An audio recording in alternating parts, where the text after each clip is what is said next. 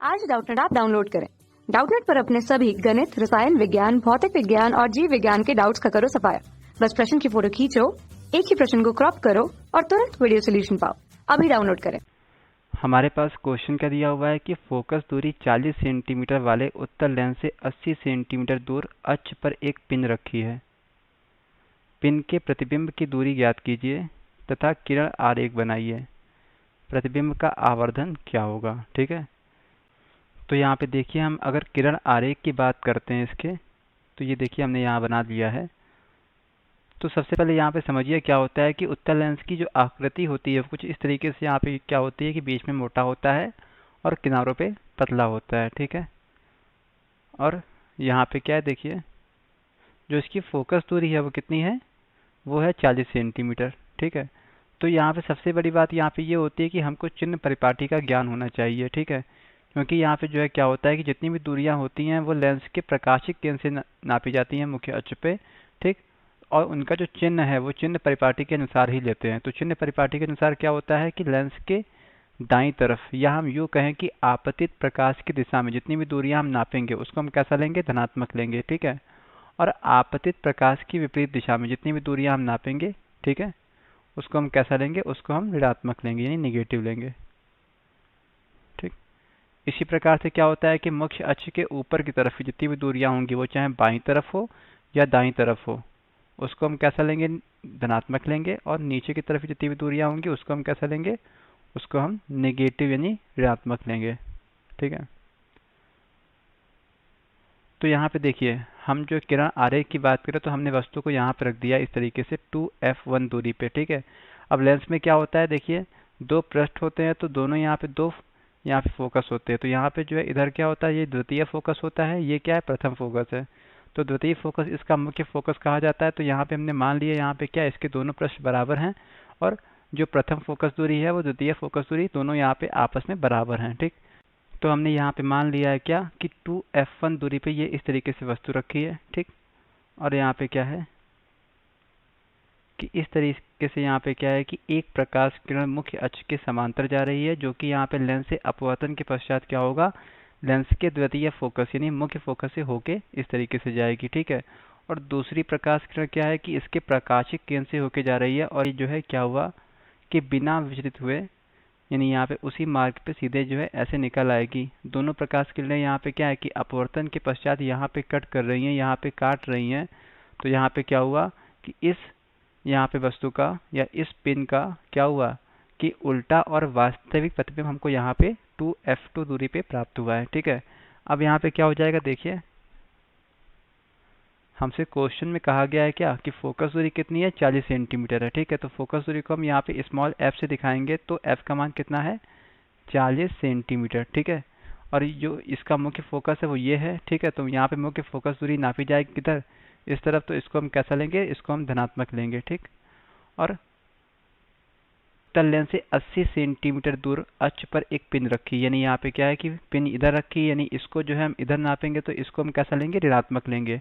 तो वस्तु की दूरी को हम स्मॉल u से दिखाते हैं तो u का मान कितना हो जाएगा, माइनस का 80 सेंटीमीटर। ठीक है, अब यहाँ पे क्या है कि हमको प्रतिबिंब की दूरी बतानी है, तो प्रतिबिंब की दूरी को हम यहाँ पे स्मॉल v से दिखा देते हैं। ठीक है, किससे दिखा देंगे, स्मॉल v से। तो ये जो है यहाँ पे जो है क्या हो जाएगा, यहाँ से लेके यहाँ तक की दूरी क्या हो गई, स्मॉल v हो गई। तो हमारे पास क्या होता है, लेंस के लिए सूत्र होता है क्या, 1/v माइनस 1/u बराबर 1/f। तो यहाँ से क्या निकालना है, हमको v का मान निकालना है। तो v बराबर कितना आ जाएगा, 1/v बराबर हो जाएगा 1/f प्लस 1/u। तो 1/v बराबर कितना आ जाएगा, f का मान कितना है, 40 है, प्लस u का मान कितना है, माइनस का 80 है। तो इस तरीके से यहाँ पे क्या आ गया, 1/v बराबर कितना आ जाएगा, 80, और 40 का हमारा लासा कितना हो जाएगा, 80, और यहाँ पे 2 आ जाएगा, यहाँ पे माइनस का 1 हो जाएगा। ठीक है, तो इस तरीके से यहाँ पे 1/v बराबर कितना आ गया, 1/80। तो यहाँ से v का मान कितना आ गया, v का मान आ गया प्लस का 80 सेंटीमीटर। ठीक है, तो यहाँ पे क्या हो गया, इस तरीके से यहाँ पे जो है क्या आ गया कि प्रतिबिंब की दूरी आ गई। यानी यहाँ पे क्या है कि प्रतिबिंब क्या होगा कि लेंस के दूसरी तरफ, ठीक है, दूसरी तरफ कहाँ से देखा हमने, ये धन आ रहा है, ठीक है। तो धन का मतलब क्या हुआ कि यहाँ पे जो है वस्तु को जो है हमने इस तरफ नापा है, यानी इस तरफ जो है 80 सेंटीमीटर की दूरी पे हमारा क्या होगा, प्रतिबिंब हमको मिल जाएगा, ठीक। तो यहाँ पे क्या आ गया, यहाँ पे दो आंसर हमारे आ चुके हैं, प्रतिबिंब की दूरी आ चुकी है और हमने यहाँ पे किरण आरेख बना लिया है। अब बात आती है इसके आवर्धन की। तो आवर्धन हमको ये ज्ञात कराता है कि जो प्रतिबिंब का आकार है वो वस्तु के आकार में कितने गुना छोटा या कितने गुना बड़ा है। तो यहाँ पे लेंस के केस में जो आवर्धन है उसको हम अगर स्मॉल m से दिखाएं तो स्मॉल m यहाँ पे क्या हो जाएगा, देखिए v/u के बराबर होता है। हालांकि यहाँ पे इसका जो बेसिक मान होता है वो i डैश बटे o डैश के बराबर होता है, जहाँ पे i डैश क्या है, प्रतिबिंब का आकार है, और o डैश क्या है, वस्तु का आकार है, ठीक है। यानी यहाँ पे क्या होता है कि जो लेंस का आवर्धन है वो प्रतिबिंब का आकार और वस्तु के आकार के अनुपात को कहते हैं, ठीक है। और यही मान यहाँ पे v/u के बराबर होता है, ठीक। तो यहाँ से m बराबर कितना आ जाएगा, m बराबर हो जाएगा, v का मान कितना है, v का मान है 80 प्लस का, ठीक है। तो यहाँ से आप क्या है कि m से यानी आवर्धन से आप एक और निष्कर्ष निकाल सकते हैं कि m की प्रकृति कैसी होगी, ठीक है। वो हम आपको भी दिखाते हैं। तो u का मान कितना आ गया, u का मान आ गया -80, ठीक है। तो इस तरीके से यहाँ पे कटने के बाद क्या आ गया, m का मान क्या आ गया, m का मान आ गया -1, ठीक है। तो यहाँ पे जो 1 है, ठीक है, हमसे पूछा गया था कि आवर्धन, तो इसका आंसर तो क्या आ गया, -1 आ गया, ठीक। ये पूरा इसका आंसर हो गया। तो यहाँ पे इसका मतलब क्या हुआ ये हम आपको बता रहे हैं, ठीक है।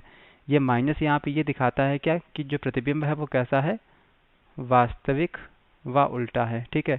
यानी जब भी आपको जो आवर्धन है वो कैसा मिल जाए, वो अगर आपको ऋणात्मक मिल रहा है यानी निगेटिव मिल रहा है, तो यानी यहाँ पे क्या होगा, जो प्रतिबिंब की प्रकृति है वो कैसी होगी, वास्तविक व उल्टा।